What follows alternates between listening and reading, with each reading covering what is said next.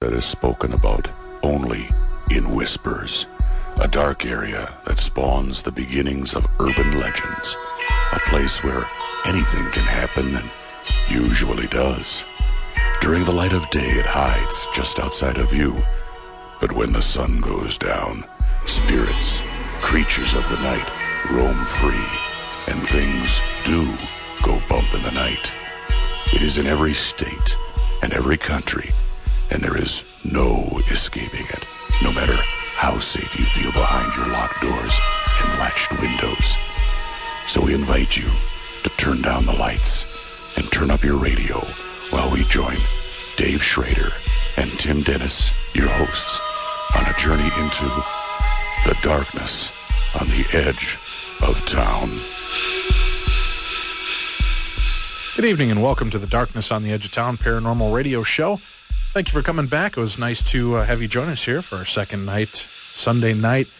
We've got a lot of great stuff. We're going to be delving into the world of psychic phenomena in hour 2 and 3 from 10 o'clock to midnight with our guest Linda McKenzie. Hope that you'll stick around with us for that. Got a lot of cool stuff going on here in the first hour. We've got a book review coming up by Susan Cummins in a few moments. We've got Bill Murphy is going to be coming on, sharing a little bit of great news with us and also a little bit of bad news. So stay tuned for that. And then another brand new deal that we're going to introduce to you right after Bill's segment. So I hope that you will stay tuned. Hey, got a couple of cool, exciting things, Tim. What's that? What are you doing next Wednesday, the 17th? Well, generally I like to do my hair and talk about boys to my girlfriends, but I'll make room for whatever you got. I think that we should take our listeners out on a date next Wednesday, the 17th. What do you think? All of them? That's right, all of them, all 12. We've got 25 tickets.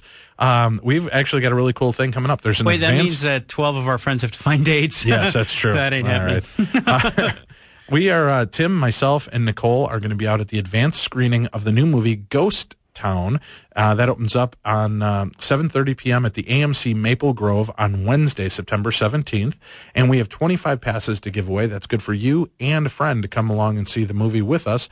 Come on out, meet with us, see a brand new great movie. It stars Ricky Gervais from the British version of The Office, very funny comedian, and Greg Kinnear is going to also be in the movie. Looks like it's going to be a blast. I hope that you'll join us. Just give a call in, talk to Tim, give him your name, and then you can come out there. We'll have you on the will call list so that you can join us for the actual screening, pre-screening of the movie 2 days before it actually opens in theaters. Again, you can give us a call. Come on out and have a date with Tim and I. Now, Tim.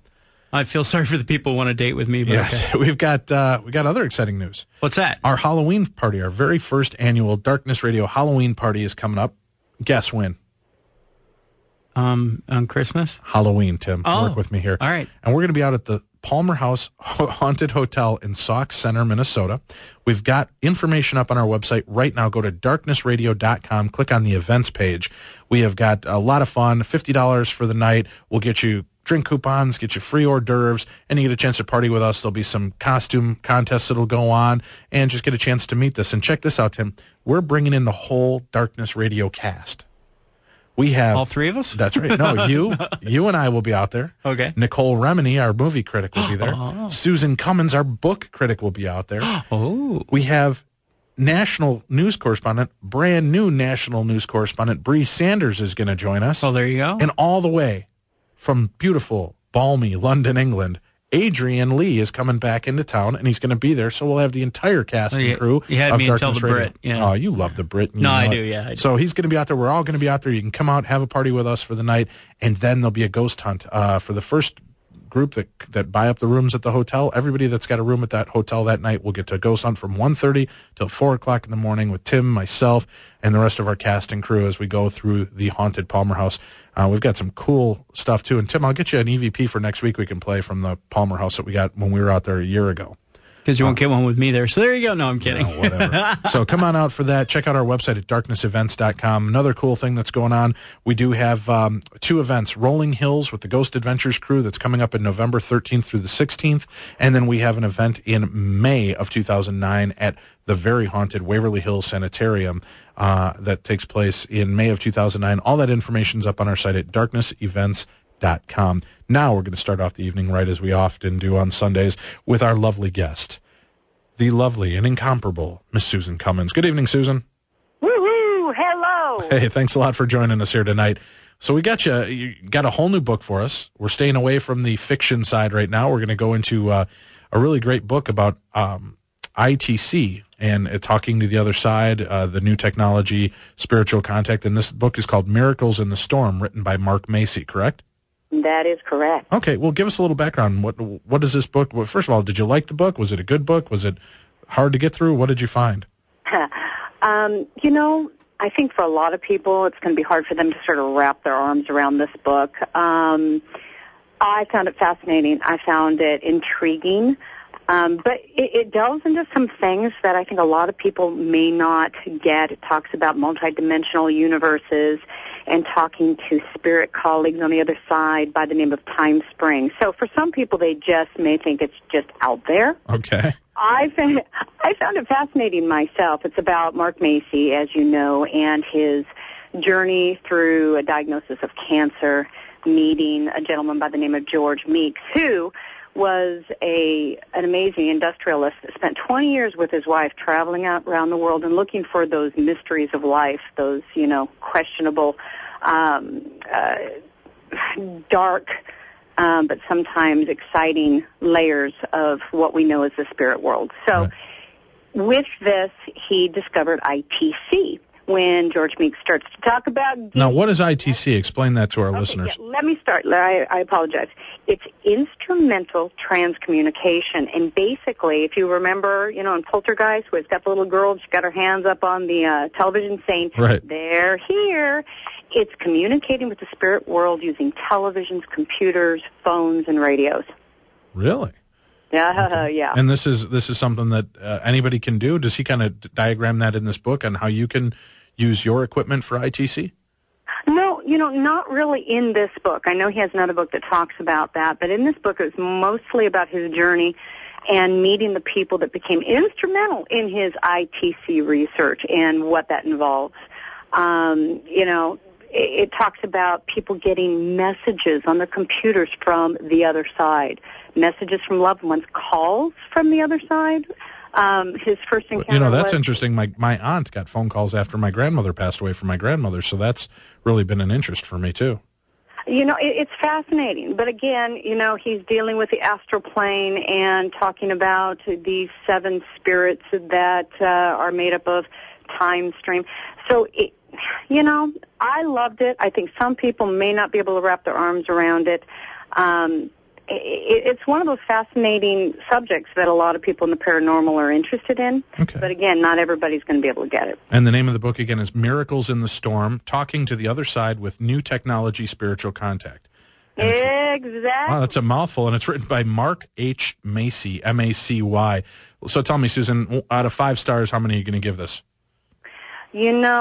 From sheer content, it gets to be a little over the head, I think, of a lot of readers. I'm going to look at about 3.5 stars for this. About 3.5 stars? Or 3.5 ghosts. Okay, 3.5. Good deal. Well, thanks a lot, Susan. We appreciate it, and we'll look forward to talking to you next week with a whole new book. And I can't wait for Halloween. Yeah, that's going to be a lot of fun. We're going to look forward to have you out here, all of you guys, Nicole, you, Tim, myself. We've got Bree and Adrian, so it'll be a lot of fun. We'll see you at the Palmer House on Halloween. I'm excited about it. I'll talk to you guys next week. Thank you. Take care. All right, we've got up next, Timothy, our national news correspondent, Billy Murphy. Charlie Murphy. Billy, you're on the line with us? I am on the line. Hi, folks. Hi, Dave. Hey, buddy. So now we've got some, I already kind of preluded to this. You've got some exciting news and a little disappointing news for Darkness fans as well. Let's talk about the exciting news. Something huge is going on for you, and what's going on? Well, yes, you're right. There are 2 announcements. Number 1 is that I am involved with the production for broadcast TV that is about the paranormal. The network has not done their press release or started their ad campaign just yet. I will say that it will debut on Halloween. And with that, I have to allow for the press releases to go out, and then I can talk all about it. Great. But for right now, it is taking more and more of my time, so that leads to announcement number 2. All right, go ahead and hit us, Billy. Okay, well, announcement number 2 is I am going to be transitioning the reporting I do for Darkness Radio, but my focus is going to be on the technology and the devices that we use in our paranormal investigations and our research. So with that being said, Dave, I believe you have an announcement to make as well. Right. So Bill is going to be joining us a couple times a month with what we're going to call Tech Talk, and it will be Bill coming on and talking to us about new paranormal investigative technology that he finds in the marketplace, telling us a little bit about the different styles of technology, how he thinks it works. We'll even have him rate it. So this is going to be a great opportunity. Bill really has his thumb on the pulse of the technological studies side of this. It seems every time I talk to him, he's talking to somebody new with something exciting on the horizon, be it Frank Sumption or Bill Chappell or just a plethora of fantastic inventors out there. So you're going to keep us abreast of that situation going forward about 1 to 2 times a month, every other week, if we can get you in? That's right. Okay. One or two times a month. And well, good. So we're not losing you altogether, Billy. We're still keeping you in the fold, right? Oh, absolutely. I'm never leaving Darkness Radio. You guys are fantastic. You're the best, buddy, and I appreciate that. So now you have some exciting news, too, to offer up to our listeners for people that are having paranormal experiences, right, for the show. Even though you can't give too much information about it, you are looking for evidence, right? Video, audio, photographic evidence? I am. Dave, thank you for mentioning that. I am looking for, well, preferred is going to be video evidence, since this is for broadcast TV. Right. But EVPs and photos are certainly welcome. And we're looking for your stories, your being the person who's having the experience. So if you've had an experience at a location or if a client of yours has a story that is relevant and it's been backed up by evidence that you have captured, please contact me. I can be contacted through the Darkness Radio website, and I'll give you more information as we go along. But, yes, keep those cameras rolling and those DVRs churning away because we want to show what you have. Right, and you can go again to darknessradio.com, click on the news desk, and scroll down. The third one down is our Tech Talk person. You can tell Billy there about your personal experiences if you have some evidence to back it up. He also will be taking information if you've created a new form of ITC communication skills or, communication equipment or any other kind of ghost hunting or paranormal equipment that you'd like him to take a look at. Bill would be happy to talk to you about that, learn a little bit about it, and even take a look at the product for you and evaluate it on our radio show. So you can reach Billy there to talk to him about the equipment side, and if you have evidence that you'd like to share for this new television show, make sure to contact him on our website through that. Well, Bill, we want to wish you much success with the advent of the new broadcast TV series or TV show that you're working on. I hope that's a big success for you. We're looking forward to seeing that, and I hope that you'll come break the news on our show as soon as you're able to tell everybody when it's going to be on and what network and what the show is about. You know what, Dave? I will. I'll make Darkness Radio the first venue that the announcements will go out on will be out on your show. How's that? That sounds fantastic, Bill. Thanks a lot. And, hey, everybody, stay tuned. We're going to be back with more, and we've got our brand new national news correspondent who will be with us, Bree Sanders. Stay tuned. You're listening to Darkness Radio. Good evening. Welcome back to the Darkness on the Edge of Town Paranormal Radio Show. As I said, we've got an exciting new addition to our show coming up here in about a second. I do want to mention again, we have got seats available for the advanced screening of Ghost Town. We have 25 passes available for you and a guest to come on out and see the brand new comedy movie starring Ricky Gervais, Greg Kinnear, about paranormal activity and ghosts. We hope that you'll join Tim and I and the lovely Nicole as we go out next Wednesday, the 17th, at the AMC Maple Grove Theater for a special advanced screening. Show up around 6:30. Give us a call. You got to get your name in and on the list with Tim. And now let's welcome to the Darkness on the Edge of the Town Paranormal Radio Show family fold. It's a lot of words, Tim. Don't stand there and snicker at me. Nice. Yeah, I know. We've got our brand new national news correspondent, and Tim and I are excited to bring her aboard. We're sad, as we said, for Bill to be off, but he's got a great new opportunity, so we wish him luck. But Bree is she's one of my best friends, great gal, very into the paranormal and has been for a long time, and loves all the strange and obscure news. So I've told Bree I want her to go out and become our new national correspondent, bring us all the weird news of the world, everything from the weird news to supernatural and paranormal. And Bree, we set you off with that in mind. Did you come through for us? Do we have a lot of weird stories this week? I've got a few. Okay. Well, why don't we start off? What do you got going for us? Some of these weird. Now, Tim, these are good. I heard a couple of these previews, so okay. Check this out. Okay. While I was looking through a lot of these articles, I came across this little story that was just kind of not necessarily real deep into the paranormal, but just an example of some odd behavior, and I just couldn't pass it up. Okay. Apparently, this is out of Fresno, California this week. A man broke into the home of two California farm workers and he robbed them and ransacked the house. But before he left, he rubbed spices on one of the men and smacked the other one with an 8-inch sausage and took off running. Are you serious? I've had dates like I'm that. serious. Well, you know what, Bree? Tim, is this what you were doing the research on? Yeah, I actually found the arrest audio, and the perpetrator actually explains how the crime took place. Did you want to hear it, Bree? Sure. All right, here goes. All right. A few years ago when I did this the first time, I had a whole bologna. I literally had this big bologna. I couldn't really get the bologna in there to fit, you know? And the bologna went inside, and it was fantastic. But anyhow, now there's a new bologna law. So if you're a fan like this of this baked bologna like I am, buy 2. Here's how you do it. The only thing is now is that to have the right baked bologna takes time. You just can't, like, do a quick bologna. Now, here's the secret, okay?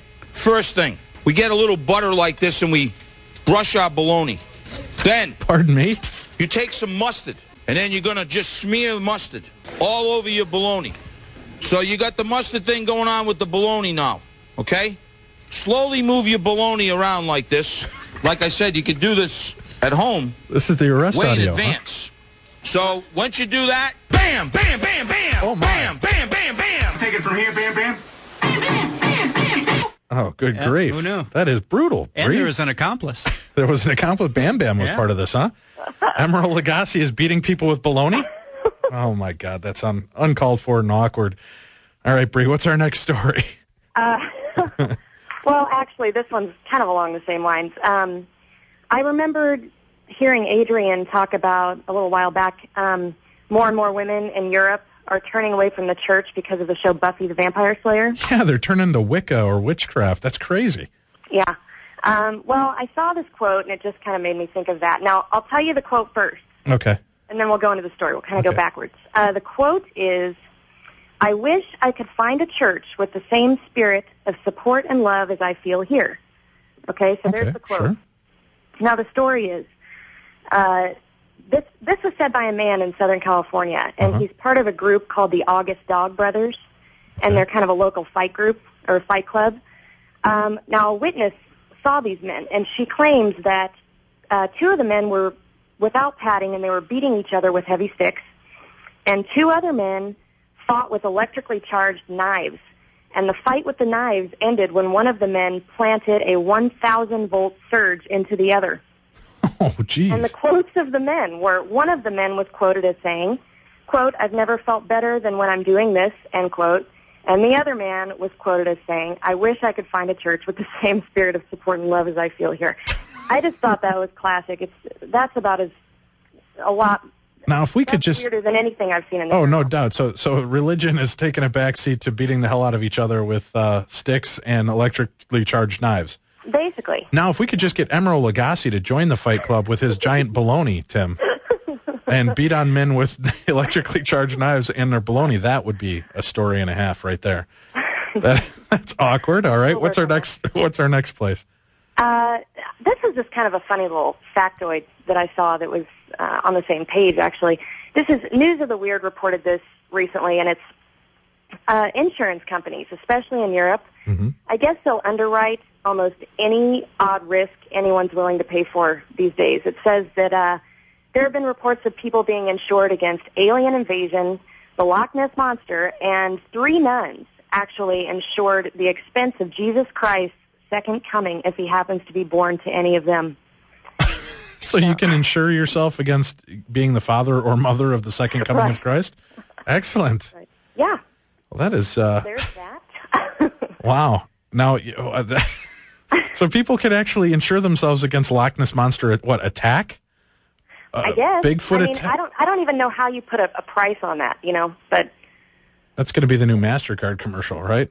Camping Right, yeah. camping in the woods, free. I know. Tent and baked beans with your son, 99 cents. Being attacked by Bigfoot, but being covered by your insurance policy, priceless. Right. Oh, that's awkward. Now, you also had a story about an actor that we all know and I love. did. Yeah, I did. No, what's this all about? Well, actually, Stephen Colbert, this was reported this week, that Stephen Colbert, who everybody knows and loves, he hosts the Colbert Report. Right. he is going to have his DNA digitized and sent to the International Space Station. It's going to be put into a time capsule they're calling the Immortality Drive. Okay. And a famous video game designer named Richard Garriott, he's actually traveling to the station in October, and he will deposit the time capsule. It's going to include human DNA, Stephen Colbert's obviously, and records of humanity's greatest accomplishments with personal messages collected specifically for the project. This guy, Garriott, is quoted as saying, in the unlikely event that Earth and humanity are destroyed, mankind can be resurrected with Stephen Colbert's DNA. You maniacs! You blew it up! So you mean we get to look forward to the fact that in the event, the untimely demise of our planet, at least we can be resurrected all as Stephen Colbert? Right, yes. Oh, that's beautiful. That's good stories. Exactly. That's right up there with Frozen Walt Disney. Maybe we'll take him out of thaw, too, and we can create our own super race of Stephen Colbert and Walt Disney characters walking around. Nice. Good nice. God. Now, is this right? I was reading one of these celebrities out there has a haunted house that he's dealing with? Yeah, actually, Nicolas Cage. Nicolas Cage actually purchased the LaLaurie Mansion in New Orleans last year. Okay. And most people know what that is. If you don't, it's a notorious house. It's supposed to be one of the most haunted houses in the United States. And the LaLauries lived there, a prominent family, and Madame LaLaurie was, I guess, just did some gruesome, brutal things to her slaves. Oh, right. Okay, I remember hearing this story. Sure. And, just... Now, is this the one where in the basement they used to torture? Actually, I think it was the attic. Okay. What happened, she kind of had this facade of being this real sweet, kind of just, beautiful woman. Right. And come to find out, her neighbors actually kind of started hearing noises coming from the house. And at the time, there was a law, that you had to treat your slaves a certain way. You couldn't abuse them, basically. And her neighbors suspected she was abusing them. So they got taken away from her, and she convinced her relatives to buy them back for her. And so apparently she kept, the story is she kept her cook chained to the fireplace in the kitchen. He got so fed up, supposedly he lit the house on fire. And the family fled. They never saw them again. Nobody knew where they went. They just kind of disappeared. But the firefighters, looking through the house after they put out the fire, found this room up, kind of in the attic, and there were over a dozen slaves, completely naked, chained to the walls. Wow. Just had terrible things done to them. She, dismembered some of them. Oh, my God. Poked some of their eyes out. A lot of things I won't even touch on because they're pretty gory. But so Nick Cage has bought this house now? Nicolas Cage bought this house. This was a while ago. And the house, in the past, he doesn't really go into any experiences he's had there. But, people have always kind of reported having experiences of, hearing screams, sure, seeing apparitions, walking around. And there's actually some, legends that even vagrants have gone into the house kind of seeking shelter, and they've never been seen or heard from again. Wow. But now he bought the house. God, how come we can't have that happen to Nick Cage? Not a fan. Well, Not a fan. Give it time. Basically, he's saying that his family is too scared to stay in the house. And I guess they'll spend time there, eating dinner, stuff like that. But nobody's ever spent the night there. Really? Interesting. But and he says that he will stay there at some point, but I guess his family won't join him in that. And he's saying that a lot of paranormal research groups are obviously asking him for permission to come in and research the house, but he won't let them. He actually thinks it's disrespectful to the ghosts, and he's quoted saying, "If there's something in there, I don't want them being exploited." So, well, that's a good point. At least Nicolas Cage has got some morals on that. Hey, Bree, we got to take a break here. Stick with us, and everybody out there, keep listening. We're going to come back with more national news. You're listening to the Darkness on the Edge of Town Paranormal Radio Show here on the home of Paranormal Talk Radio every Saturday and Sunday night from 9 to midnight.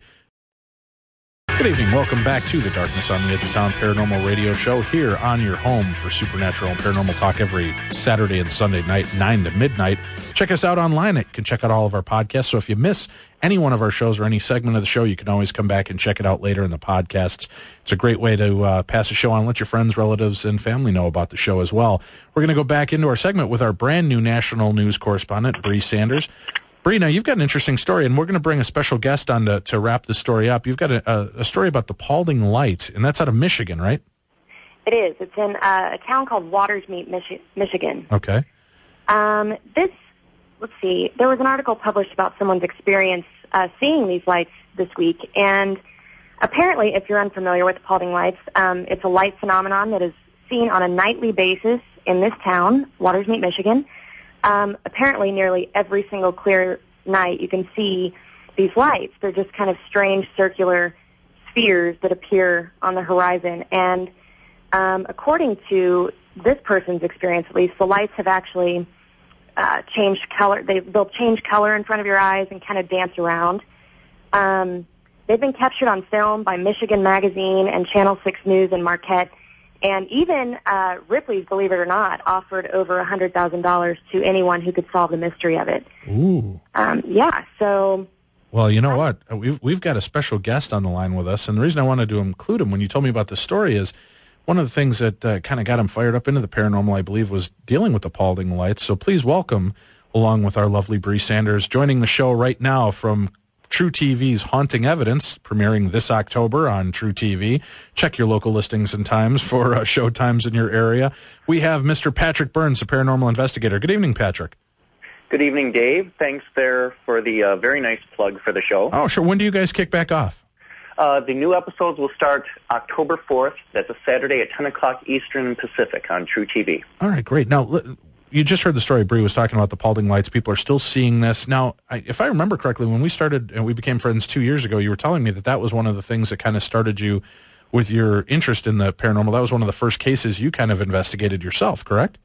Yeah, that I really cite that as, probably one of, if not the pivotal moments when I became a paranormal investigator. I never really went into it with that intent. I had been at a party. I was living in northern Wisconsin at the time, working as a club DJ, and we had an after-bar party at one of my friends' places, and they were telling me about this phenomena called the Paulding Light in northern Michigan, in the Upper Peninsula of Michigan, and about how it appears at the end of this gravel road, and it's this pulsating blob of light that changes colors and appears and then disappears and then reappears again.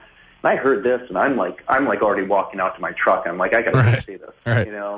We've got to get out there and check this thing out, and which we did, and went out there with I actually had a spotting scope, like a nature enthusiasts would use, that we took with us, and sure enough, we saw this phenomenon with our naked eye. It looked even more bizarre with the extra magnification through the telescope. And I'd heard the exact same things that Bree had said, about how supposedly, the Army Corps of Engineers, every three-letter agency of the United States government had been up there to investigate this thing. They allegedly could not figure out what it was. And I even heard the bit about Ripley's, believe it or not, having a $100,000 reward to anyone who could determine or ascertain what the source of this phenomena was. Mm-hmm. Well, what I found was, basically for the next week, this thing haunted me, for lack of a better term, and I went up to get a better closer look at it. And in my investigations, what I found is that everybody has a slightly different story, a slightly different take on it. Sure. This is really just a classic case of urban legend. The origins of the light, when it was seen, is still to this day, when it was first seen, is still in dispute. You ask, it seems like everybody has a slightly different story about it, with some resemblances along the way. But I went out to investigate this thing again. I arrived there at about 3 o'clock in the morning. I was by myself, scared out of my wits. Kept looking over my shoulder to make sure I didn't pick up any extra visitors in the back seat of the car. Right. And I waited. Didn't have to wait too long until it reappeared. Sure enough, there it was on the horizon, and sat there just completely bewildered, looking through the telescope, trying to figure out what this thing might be. And then I noticed something really interesting started to happen, is that the frequency this thing was starting to appear at started to increase the later into the morning it got. And pretty soon it was getting to be, about 5 o'clock, 5:30 a.m., and I noticed that the ambient light, the dawn was arriving, and the sky was starting to light up, and the frequency this thing was appearing at and the length of time it was appearing at was starting to increase. And I thought that's very odd, because everything I've heard about this sort of phenomena says it peaks around between midnight and 3 a.m. and then it's supposed to diminish after that. And here the exact opposite is happening. And I hatched an idea at that point that, if I sit here and wait long enough, maybe I'll actually be able to, there'll be enough ambient light to actually see where this phenomena is occurring, and I can drive up there and see what's going on in that area. So I continued to monitor the phenomena through my telescope, and after a while, there was enough ambient light that I could tell what was going on. I could actually see that the light were the headlights and taillights of cars and trucks on a remote stretch of Highway 51 about 5 to 10 miles north of the vantage point of this. And I sat there shaking my head at first. No way, that's too simple of an explanation. But sure enough, the dawn started to break a little bit more, and very clearly you could make out vehicles going up and down this narrow stretch of highway that was just coming through a split in the woods, a power line easement that was cut through the woods for the power line right-of-way. And I was completely blown away and heartbroken, because I thought that I'd witnessed a truly paranormal event, and here it was very, very easy to explain. And I also figured out what was causing the light to shift and pulsate and stretch was the fact that there's all this marshland between the vantage point where the highway meets back up, right, about 5 miles away. And as everybody knows, as vegetative material decays and it releases methane gas, and methane gas, as it rises up, will distort the air, the light that's passing through it. So, I was heartbroken, and interestingly enough, subsequently I went some time ago and did some research on the Ripley's Believe It or Not claim, and they actually have it listed on their website, saying not only have they never investigated this phenomena, but they never offered a $100,000 reward for anybody that could solve it, according to their website. So this is just a classic case of urban legends. Everybody adding their own little spin, own little take on a series of events, and it just sort of spirals out of control and takes on a life of its own after that. All right, Patrick. Well, thanks a lot for joining us. Much continued success for you and the cast of Haunting Evidence, which returns again on Saturday, October 4th, you said, on True TV, correct? Thanks so much, Dave. That's correct, and great talking with you. Thank you very much. Good deal. Thank you. You bet. All right, Bree. So now we've kind of rounded that story out. We're going to come back. You've got a couple more stories for us, so everybody stay tuned. You're listening to Darkness on the Edge of Town Paranormal Radio. Welcome back to Darkness on the Edge of Town Paranormal Radio Show. Our national news correspondent, Bree Sanders, with us. If you'd like to give Bree some tips on other news stories that are taking place around the United States, go to our website at darknessradio.com, click on the news desk. You'll see the picture of Bree there. Underneath her, it says, click here to pass on more information. You can give her information right there, and she can track and trace news stories that we can present on future episodes. Bree, you're doing great. First night. You feel okay now? Feeling good. You all settled in? All right. Hit me. You've got, three or four more stories for us here? What's the next story? Okay. The next one is there was an article on actually New Hampshire. It's called seacoastnewhampshire.com 2 days ago, and it's an interview they did with a man named Michael E. Bell. He's an author and folklorist up in New England, and he just wrote a book actually called Food for the Dead: On the Trail of New England Vampires. He studies different situations in history that could be considered by some to fall under the category of vampirism. This is just an example he speaks about that occurred in New England. So apparently back in the day when tuberculosis was around, rampant, let's see, some people in New England actually believe, are you there? Yes, I'm with you. Actually believed that their deceased relatives who passed away from this were draining them of, Right, draining them of their energy and their blood, right? Correct. They actually would exhume the bodies and see if there was any, like, fresh blood inside the heart or anything like that. And if there was, or liquid around the heart even, and the heart would be cut from the body and burned to ashes, which were sometimes administered in water or some medicine to sick family members.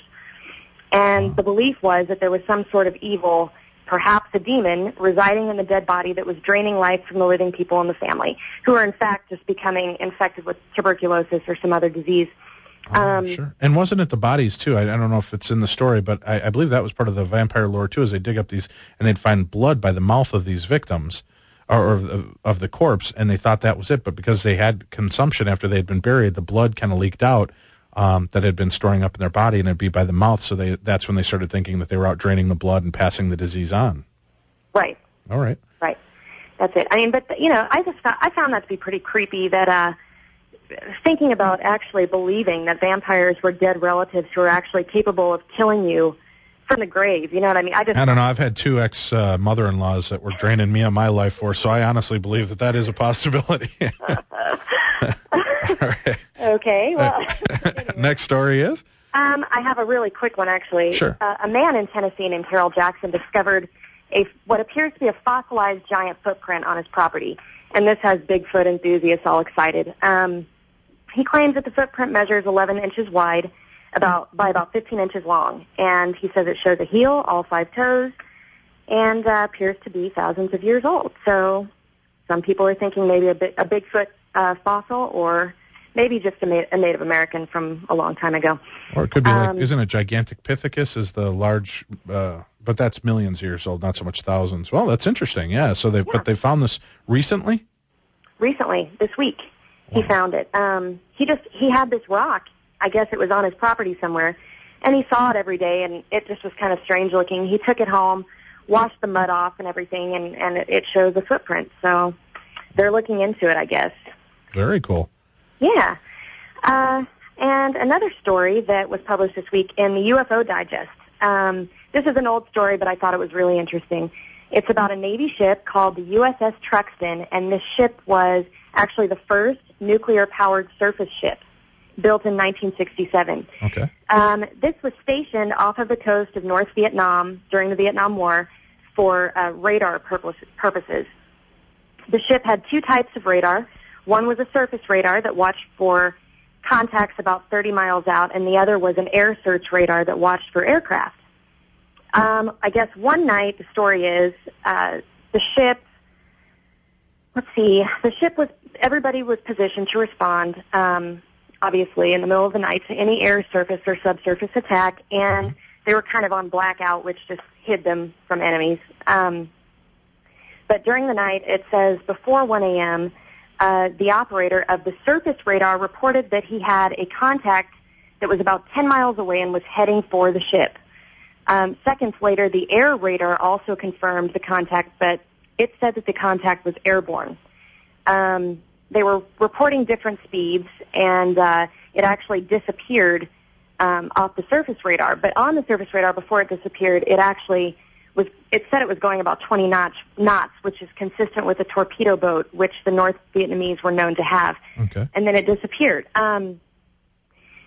Now, basically, the contact continued. The air search radar reported that the contact was continuing to close in on their position. They were ready to fire. The men were on the lookout. And, according to the radar, the contact passed right through the hull of the ship. Really? Continued right out the other side, maintaining the same course and speed until it simply vanished. Wow. No one saw anything. Yeah, and that's just kind of weird. I'm sure a lot of things, strange little things happen like that aren't ever reported, so I just thought it was pretty interesting. Well, you've got this last story, and I actually, before we get into it, I'd like to preface it with a little news clip that, this has been a guy I've been trying to get on the show for 3 years here, and this was an interesting story about what he predicts is coming up. But, Tim, why don't we go back? This is about 2 years old. This is a news story, and just totally fascinated me. It's actually from Channel 13. I think it's the NBC News affiliate in Las Vegas. Go ahead, Timmy, hit it up. He's the Las Vegas man who claims he can summon UFOs on command. Pretty wild. So we sent Action News reporter Mike Delastrito to get the real story. But what he found shocked everyone and could leave you wondering, are UFOs real? Let's take another trip back into the realm of paranormal tonight. Last night we had ghost hunters, now UFOs. That's right, and there is a Las Vegas guy making an extraordinary claim about extraterrestrials. So we sent Action News reporter Mike Dell'Estrito to check it out. Mike? All right, guys, just listen up here. This guy says the Old Testament, written in Hebrew, taught him how to summon UFOs. All right, he says he can also do this on command, and he adds he's been doing it for 25 years, keeping all of it secret until now. These beings are here. They are here. They're just sitting right up there. We met up with Prophet Yahweh, seer of Yahweh, at Doolittle Park off Lake Mead. We picked the day, we picked the time, and we picked the location. Everyone's going to think you're absolutely nuts. Well, I thought I was absolutely nuts. Until he says he saw UFOs. Over the years, 1,500 of them. Can we make it 1,501 today? What do you think? I'll try it. He says the voice in his head told him to go public now, so we took him up on his offer, and we scanned the skies. Nothing but a few clouds. When the prophet started praying for a sighting, I wasn't exactly convinced. I pray, oh Yahweh, that you send a sighting so that they know that I am not mentally ill. I am not a false prophet like those who seek to kill me say I am. I see something straight up. Oh, brother, look at it. There it is. You can barely see it, a white speck. Then another sighting. There it is. I got it. I got it. I got it. I got it. Photojournalist Jonathan Hawkins locks in on it. Let's take a clear look here. It's an orange sphere that appeared out of nowhere. I call the boss with an unexpected change in my story. I can see it clear as day. In fact, it's bright. I can't believe this. It's moving pretty fast. It's going to Nellis Air Force Base. It wants to be seen. We called Nellis to see what these things might be. Guess what? They didn't call us back. But this thing started coming back toward us. Yeah. It's coming toward us now, I think. What? See, it's coming up toward us. Whoa, man!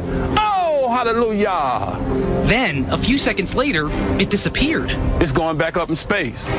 Prophet Yahweh isn't concerned. He says it'll be back. And I'm still not quite sure what those things were. Now, if I didn't see this for myself, I probably would have just laughed this whole thing off. Prophet Yahweh says, though, this is just the beginning. He says we're going to see a lot more of these things starting next week. And he says one will come down low enough for all of Las Vegas to see. Mike Dell'Estrito, Channel 13 Action News. So now, Bree, you've got an update to the story. We have about a minute left. What's Prophet Yahweh doing now? All right. Supposedly from September 11th until November 11th, 2008, he will be summoning UFOs for the world to see. You can see them via UFO TV News broadcast channel.